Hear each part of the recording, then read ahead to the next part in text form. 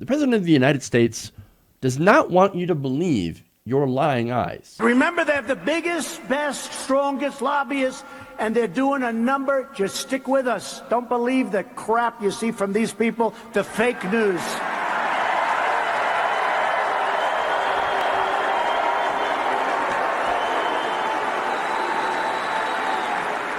I mean, I saw a piece on NBC today. NBC, not just CNN. CNN's the worst. And that piece was done by the lobbyists and by the people that they hire.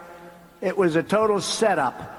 This country is doing better than it's ever done before economically. This is the time to take off the ripoff of tariff. We have to do it. But it's all working out. And just remember, what you're seeing and what you're reading is not what's happening. It's not what's happening. Don't believe the things that you see. Don't believe the things that are going on in your life. I mean, everything's fantastic. Everything is tremendous. The economy is going greatly. Really. Well, if everything was going greatly, why were we giving a $12 billion bailout to farmers hurt by tariffs? Why is Harley Davidson leaving to go manufacture in Thailand? Why did wage growth get wiped out? Why, if everything is going great, did we see an inflation, right, accelerate to its fastest pace in over 6 years? Wiping out, in the process, what little wage growth the typical American worker had seen over the past year. I mean, look, there's data here, right? The consumer price index was 2.8% higher this past May than it was in the same month a year ago. What was wage growth in that same period? 2.7%. This basically leaves real average hourly earnings for production and non-supervisory workers, that is, of course, the working class, 0.1% lower than they were last year. We actually lost growth in wages.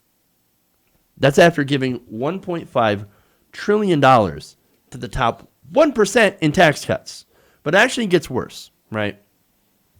In the last year, price of gas has gone up more than 24%. Rent for primary residents jumped 3.6%, and meals at restaurants rose 2.8%. So not only has inflation basically wiped you out, everything else at the same time was actually getting more expensive. You don't have to be a genius to see what's going on here. So you have the Republican Party and Donald Trump. First, Donald Trump puts on these tariffs. Now, the Republican Party is actually against these tariffs, which is interesting, and he's gone toe-to-toe with them on that. And I'm not against the whole idea of tariffs, but I'm actually in favor of tariffs that are measured out and smart, and that actually have some good impact, okay? So, and these are just blindly put on anybody and everybody with no actual clear action plan. So, obviously, it's going to have a terrible effect. Not only that, but you have the tax cuts that have not only failed to help the average worker, but are now actually hurting the average worker. And in response to that, the president basically wants you to close your eyes, put your fingers in your ears, and ignore what's actually happening in the economy. And look, the economy, as far as jobs are going, sure, there are more jobs. But again, those jobs don't pay anything close to a living wage. In fact, the federal minimum wage is still $7.25 an hour, and some states actually do have the minimum wage higher, but there are still people that are in a gigantic hole.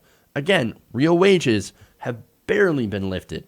Now, in an economy like this, where employers say, well, we're struggling to find people to fill these jobs. We just don't have a big enough labor pool anymore.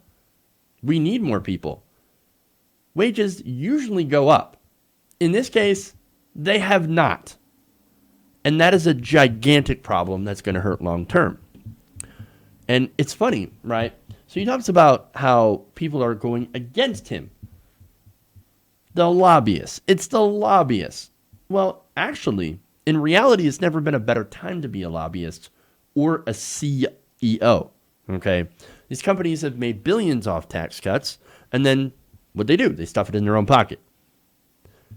Executive compensation based on stock value is right now through the roof, thanks to massive stock buybacks.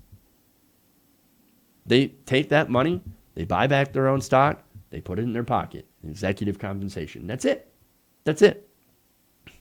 But whatever you do, Trump tells you, ignore the reality. Ignore the fact that his great economy is, for one, not created by his policies. It's actually left over from the Obama economy and actually hasn't gotten better. This entire economy is a house of cards. It's waiting to collapse. And the worst thing is his fans will believe him. I mean, his attacks against the press, for example, and look, to be fair, the press does not get it right a lot of time. Or, there are, of course, biases in the press. But nonetheless, his attacks, because of those certain things, which are dishonest, I think his attacks against the press are very dishonest. They have been successful. So they've pretty much bought everything, right? They've drunk the Kool-Aid. They're not going to go and turn on him. They are lost in their own reality. So why are the Democrats going to try and get ex-Trump voters? Maybe, I don't know, maybe they should focus on their own base and actually focus on progressive policies that will not only fix the economy, but actually make life better for everybody. That also includes the rich.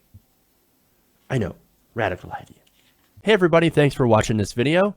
If you want to see more like this, please hit the subscribe button below.